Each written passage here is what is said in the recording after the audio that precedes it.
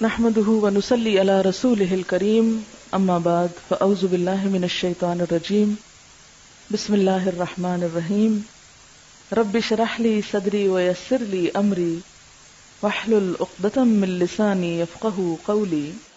ہم میں سے بہت سے لوگ آیت الکرسی پڑھتے تو ہیں لیکن بغیر سمجھے، بغیر جانے کہ یہ آیت بتاتی کیا ہے تو یہ ایک آیت، لیکن اس کی فضیلت کے بارے میں بہت سی احادیث وارد ہوئی ہیں۔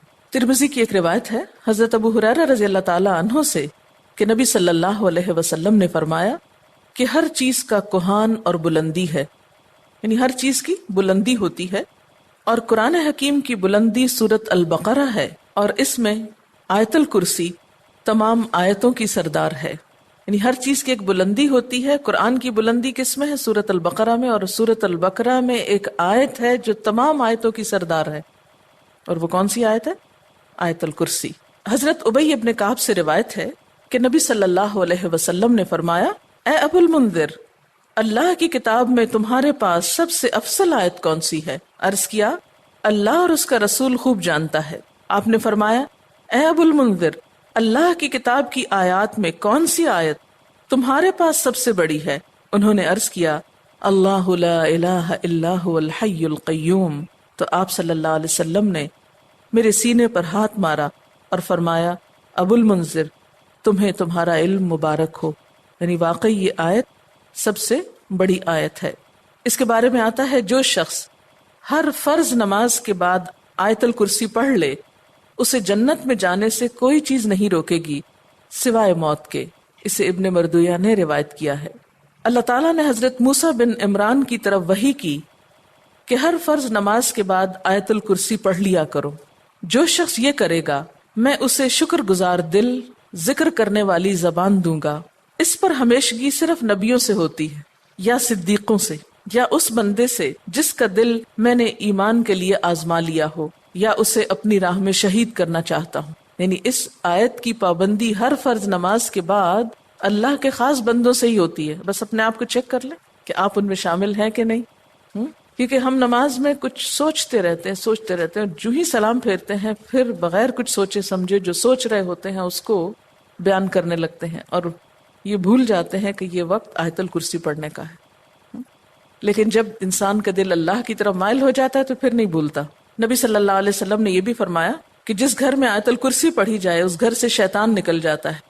اس کے بارے میں ایک روایت ہے جو بخاری کی ہے، صحیح حدیث ہے۔ حضرت ابو ہریرہ رضی اللہ تعالی عنہ کہتے ہیں کہ آپ صلی اللہ علیہ وسلم نے مجھے صدقہ فطر کی حفاظت پر مقرر کیا۔ فطرانہ جمع ہو رہا تھا اور آپ نے اس کی حفاظت کے لیے ان کو ایک طرح سے چوکیداری دی۔ کوئی شخص آیا اور غلہ چوری کرنے لگا، میں نے اسے پکڑ لیا اور کہا، میں تجھے رسول اللہ صلی اللہ علیہ وسلم کے پاس لے جاؤں گا۔ وہ کہنے لگا، میں محتاج ہوں، عیالدار ہوں، سخت تکلیف میں ہوں، چنانچہ میں نے اسے چھوڑ دیا۔ جب صبح ہوئی تو آپ نے مجھ سے پوچھا، ابو ہریرہ، آج رات تمہارے قیدی نے کیا کہا تھا؟ میں نے کہا، یا رسول اللہ صلی اللہ علیہ وسلم، اس نے محتاجی اور عیالداری کا شکوہ کیا تھا، مجھے رحم آیا تو میں نے اسے چھوڑ دیا۔ آپ نے فرمایا، دھیان رکھنا، وہ جھوٹا ہے، وہ پھر تمہارے پاس آئے گا۔ چنانچہ اگلی رات وہ پھر آیا اور غلہ اٹھانے لگا، میں نے اسے پکڑ لیا اور کہا، آج تو ضرور میں تمہیں نبی صلی اللہ علیہ وسلم کے پاس لے جاؤں گا۔ وہ کہنے لگا، مجھے چھوڑ دو، میں محتاج ہوں، عیالدار ہوں، آئندہ نہیں آؤں گا۔ مجھے پھر رحم آ گیا اور میں نے اسے چھوڑ دیا۔ صبح ہوئی تو آپ صلی اللہ علیہ وسلم نے مجھ سے پوچھا، ابو ہریرہ، تمہارے قیدی نے کیا کیا؟ میں نے کہا، یا رسول اللہ صلی اللہ علیہ وسلم، اس نے سخت محتاجی اور عیالداری کا شکوہ کیا، مجھے رحم آ گیا تو میں نے اسے چھوڑ دیا۔ آپ نے فرمایا، دھیان رکھنا، وہ جھوٹا ہے، وہ پھر آئے گا۔ چنانچہ تیسری بار میں طاق میں رہا، وہ آیا اور غلہ سمیٹنے لگا۔ میں نے کہا، اب تو میں تمہیں ضرور آپ صلی اللہ علیہ وسلم کے پاس لے جاؤں گا، اب یہ تیسری بار ہے، تو ہر بار یہی کہتا ہے کہ پھر نہ آؤں گا، مگر پھر آتا رہا۔ اس نے کہا، مجھے چھوڑ دو، میں تمہیں چند کلمے سکھاتا ہوں جو تمہیں فائدہ دیں گے۔ میں نے کہا، وہ کیا ہیں؟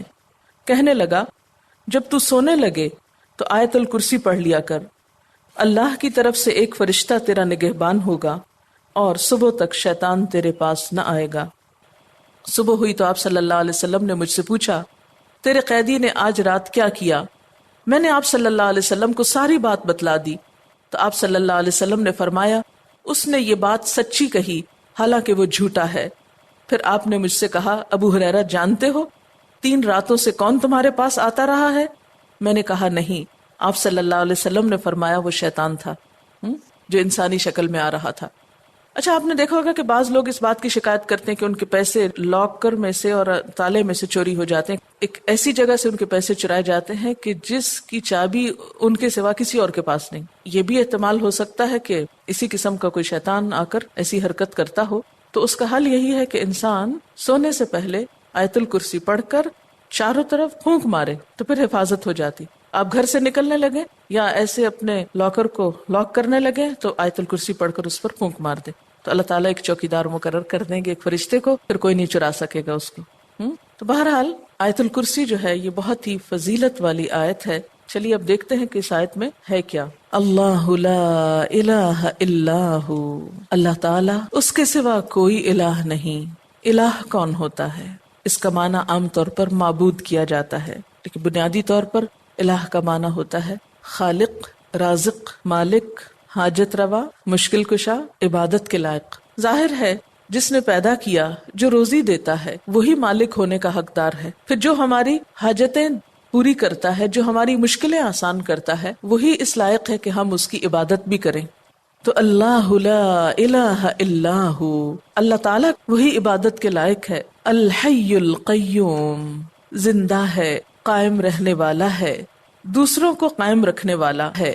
لا تأخذہ سنۃ ولا نوم، نہ اس کو اونگ آتی ہے اور نہ نیند آتی ہے۔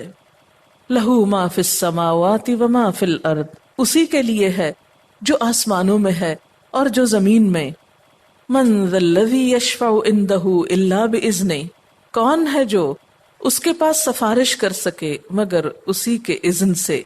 یعلم ما بین ایدیہم وما خلفہم، وہ جانتا ہے جو ان کے آگے ہے اور جو ان کے پیچھے ہے۔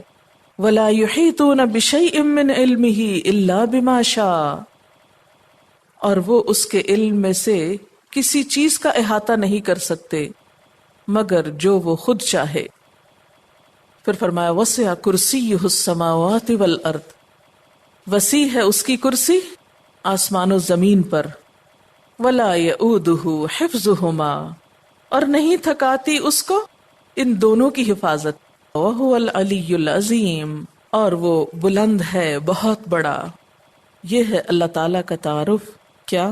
نمبر 1، اس کے سوا کوئی الہ نہیں۔ نمبر 2، وہ زندہ ہے۔ نمبر 3، قائم رہنے والا ہے، قائم رکھنے والا ہے۔ نمبر 4، اس کو نیند اور اونگ نہیں آتی۔ نمبر 5، آسمان و زمین کا مالک وہی ہے۔ نمبر 6، اس کے پاس کسی کی سفارش کام نہ کرے گی مگر اسی کی اجازت کے ساتھ، یعنی سارا اختیار قیامت کے دن اسی کے پاس ہوگا۔ نمبر 7، انسانوں کے سامنے اور انسانوں کے پیچھے، یعنی ان کا ماضی اور مستقبل سب کا علم وہ رکھتا ہے۔ نمبر 8، اس کے علم میں سے کوئی کچھ نہیں لے سکتا مگر جتنا وہ چاہے، یعنی اللہ کے علم جیسا علم کسی اور کا نہیں۔ نمبر 9، اس کی حکومت، قدرت، عظمت، اقتدار یا علم آسمان و زمین پر محیط ہے، چھایا ہوا ہے۔ اور نمبر 10، ان دونوں کی حفاظت اس کے لیے کچھ مشکل کام نہیں۔ نمبر 11، وہ بہت بلند، بہت عظیم ہے۔